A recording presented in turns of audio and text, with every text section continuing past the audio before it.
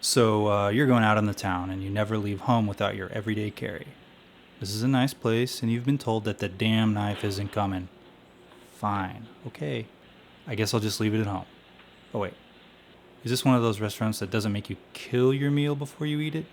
You did say the Olive Garden, right? In that case, you can just bring your new pocket knife, the Ganzo G722. Weighing in at a mere half a pound of solid stainless steel and G10 scales, it seems a reasonable compromise. So let me just make sure the buoy's out of the question too. Oh, okay. I mean, that's cool. Okay. So yeah, this is a pretty hefty pocket knife and probably the most imposing thing to come in the color orange since the Great Pumpkin. But it also comes in tactical black and tactical green. Oh, wait. Actually, they don't use the word tactical. I think I read that wrong. All right. So it's heavy, but how big is it? Here's the total length open and closed, the width, and the thickness of the knife minus the clip, the blade length, the spine thickness. Needless to say, this thing is razor sharp right out of the box, which it should be, because now you can slice casually through all those random things you like to do when you get a new blade. Nothing wrong with that, right? So what kind of steel and materials are we looking at here? Well, at the time of the review, the knife is about $20, so expect the popular 440C stainless.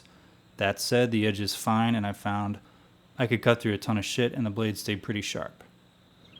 Long-term testing will see how well it can be made to hold up with regular maintenance, but it has a heavy-duty frame lock that keeps the blade solid and in place.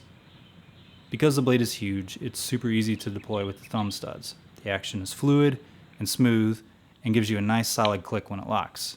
The frame lock is easy to disengage. While the knife has a ton of mass, it's very well balanced and fits nicely in my hand. The knife pushes the boundaries of what size knife gets a clip. It'd probably be better with the sheath, but hey, it's still smaller than my iPhone 5. The clip is nice and tight and it carries deep in your pocket, so it doesn't appear that big, if you don't count the bulge. As it comes out of the box, it's a tip-up carry with the stainless steel frame on the outside and the blade facing back, which is not ideal for deployment. The clip can be moved so it's on the scale side, but still only tip up, which, tip up is the way most people carry them anyway. I prefer blade forward, so I either need to switch the clip or carry it in my right pocket using my 5th jean pocket, which makes it more conspicuous. But now it's easier to match your orange shirt with something, right? Because that's a reason people buy knives. So here it is compared to a few other Ganzo knives and my Spyderco. Oh, and here it is next to a Gerber Paraframe knockoff, which is the only other frame lock knife I currently have. This one rubs the liner, which, now that I say it out loud, sounds kind of dirty.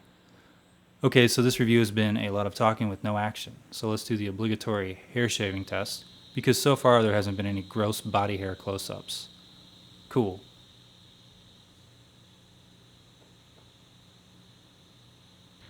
Alright, first here's a super scientific stick test. First you get a stick, preferably from the ground, and see how long it takes you to cut through it.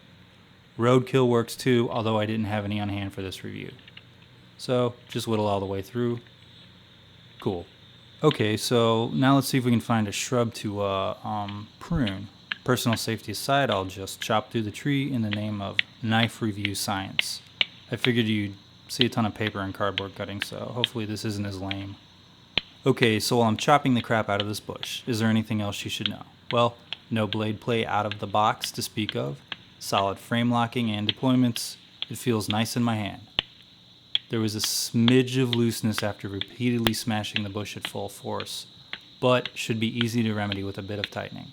In fact, after all the chopping and hacking, it's still sharp, no dings or edge rolling present.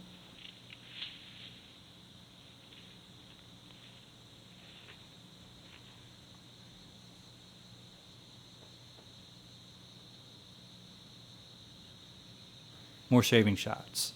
Yes, this is after the abuse. So that's about it. This knife is a very solid buy for under 20. It should make a great field knife, maybe a bit too short for some game dressing, but it's my new hiking knife. I wish I had something bad to say about it. Sorry. Hey, thanks for watching and please subscribe to my channel for more stuff like this. Headlamps, flashlights, hiking, camping gear, knives, and multi-tools.